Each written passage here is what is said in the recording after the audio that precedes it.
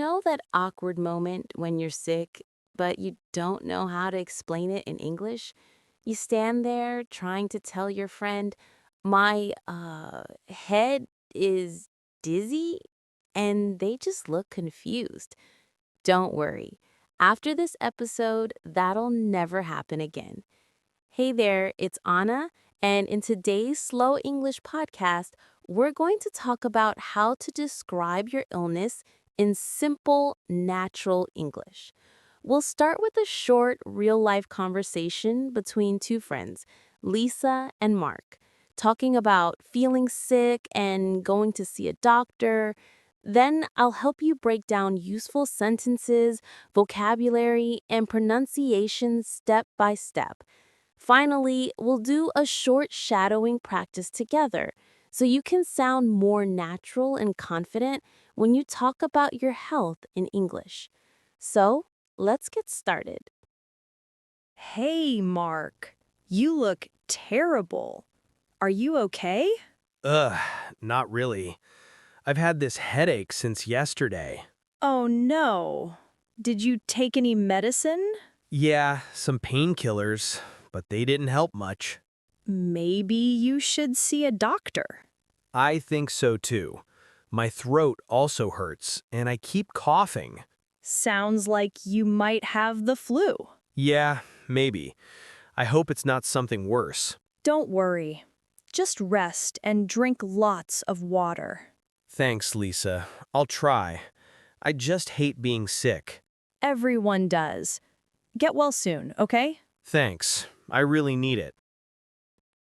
Now, let's listen again, slowly, and focus on pronunciation and meaning. Hey, Mark. You look terrible. Are you okay?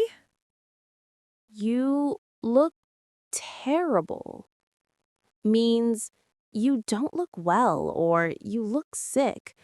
It's not rude, it's something a close friend might say when you look unwell.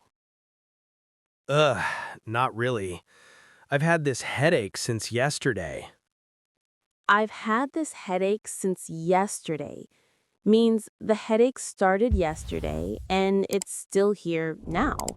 This is the present perfect tense, often used when something started in the past and continues now. Oh, no. Did you take any medicine? Take medicine means to use pills or syrup to feel better. In English, we always say take medicine, not drink medicine. Yeah, some painkillers, but they didn't help much. Painkillers are pills that reduce pain, like ibuprofen or paracetamol. Notice the phrase, they didn't help much. This means they helped a little, but not enough. Maybe you should see a doctor. Should here is giving advice, like saying it's a good idea to see a doctor. I think so too. My throat also hurts, and I keep coughing. I keep coughing means it happens again and again. Keep plus verbing is used when something repeats. Sounds like you might have the flu. Sounds like is a natural way to say it seems or it looks like. The flu means influenza, a common illness with fever, cough, and tiredness. Yeah, maybe. I hope it's not something worse. This is how we show worry or fear. I hope it's not something worse. Don't worry. Just rest and drink lots of water. Rest means relax, sleep, or stay in bed. Drink lots of water, a common piece of advice when someone's sick. Thanks, Lisa. I'll try. I just hate being sick. I hate being sick. Very common, simple, emotional sentence. Everyone does. Get well soon, okay?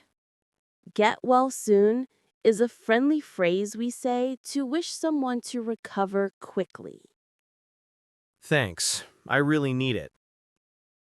Now you understand every line, but we're not done yet. Let's go deeper. Let's go over some useful vocabulary and expressions you can use when talking about being sick. Headache, pain in your head. Example, I have a terrible headache. Cough, when you make a sound with your throat. Example, I can't stop coughing. Sore throat, when your throat hurts. Example, it's hard to swallow because my throat is sore. Fever, when your body temperature is high. Example, I think I have a fever. Medicine, pills or syrup you take to feel better. Example, did you take your medicine? Painkillers, pills that stop pain like ibuprofen or paracetamol. See a doctor. Visit a doctor for help. Example, you should see a doctor if you don't feel better. Rest, relax, sleep, or stay in bed. Example, I need to rest for a few days. Get well soon, something nice you say to someone who's sick. Now, try to repeat these slowly with me. Headache, cough, sore throat, fever, medicine, painkillers, see a doctor, rest, get well soon. Nice job. Now, imagine you're traveling in another country and you start to feel sick. You need to explain your symptoms in English to your friend or at a pharmacy. Here's how you can do it naturally. I don't feel well. My head hurts. I have a sore throat. I've been coughing a lot. I think I have the flu. Do you have anything for a headache? Can I see a doctor, please? Notice how short and simple these sentences are. You don't need perfect grammar to communicate. Clarity and calmness are more important. When you speak slowly and clearly, people will understand you. All right, now it's your turn to speak with me. I'll say each sentence twice. First slowly, then at normal speed. Try to repeat after me as you listen. Ready? Let's go. I don't feel well. Now you try.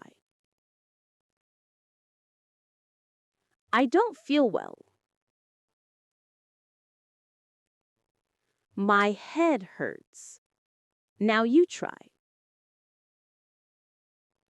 My head hurts. I have a sore throat. I have a sore throat. I've been coughing a lot. I've been coughing a lot. I think I have the flu. I think I have the flu. You should see a doctor.